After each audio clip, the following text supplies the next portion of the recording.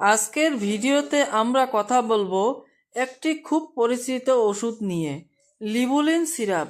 অনেকেই কাশি, হাঁপানি বা শ্বাসকষ্ট হলে এই সিরাপ ব্যবহার করেন, কিন্তু প্রশ্ন হচ্ছে লিবুলিন সিরাপ আসলে কি, এটি কিভাবে কাজ করে, কারা খেতে পারে এবং এর কোনো পার্শ্ব প্রতিক্রিয়া আছে কি না। চলুন সহজ ভাষায় পুরো রিভিউ জেনে নেই। প্রথমেতে জেনে নেওয়া যাক লিবুলিন সিরাপ কি।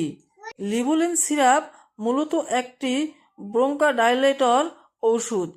এতে থাকে লিবোসালবেটামুল নামের একটি উপাদান। এই উপাদানটি ফুসফুসের শ্বাসনলী পেশিকে রিল্যাক্স করে দেয়, ফলে শ্বাসনলী একটু খুলে যায় এবং শ্বাস নিতে সহজ হয়। সাধারণত এই সিরাপটি ডাক্তাররা ব্যবহার করতে বলেন যখন কারো হাঁপানি, শ্বাসকষ্ট, ব্রঙ্কাইটিস, দীর্ঘদিনের কাশি এই ধরনের সমস্যা থাকে। এখন প্রশ্ন হলো এটি কিভাবে কাজ করে। যখন কারো শ্বাসনালী সংকুচিত হয়ে যায় তখন বাতাসের ফুসফুসে ঠিকভাবে ঢুকতে পারে না। এই কারণে বুক ধড়ফড়, কাশি এবং শ্বাস নিতে কষ্ট হয়। লেবোসালবেটামুল শ্বাসনালীর পেশিকে শিথিল করে, ফলে শ্বাসনালী খুলে যায় এবং রোগী দ্রুত স্বস্তি পায়। অনেক ক্ষেত্রে ডাক্তাররা শিশুদের জন্য লিবুলিন সিরাপটি প্রেসক্রাইব করে। এখন জেনে নেওয়া যাক এই সিরাপের সুবিধা কি। প্রথম সুবিধা হলো এটি দ্রুত কাজ করে এবং শ্বাস নিতে সহজ করে। দ্বিতীয় সুবিধা, হাঁপানি বা অ্যাজমা রোগীদের কাশি কমাতে সাহায্য করে। তৃতীয় সুবিধা, ব্রঙ্কাইটিসের সময় শ্বাসকষ্ট কমাতে সাহায্য করে। তবে মনে রাখতে হবে এটি কাশি সারানোর ঔষধ নয়, বরং শ্বাসনালী খুলে দেওয়ার ঔষধ।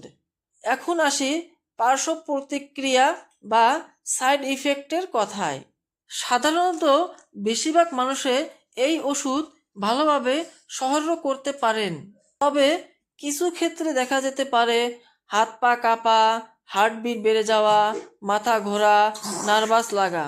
এই লক্ষণগুলো সাধারণত অল্প সময়ের জন্য থাকে, কিন্তু যদি খুব বেশি সমস্যা হয় তাহলে অবশ্যই ডাক্তারের সাথে যোগাযোগ করতে হবে।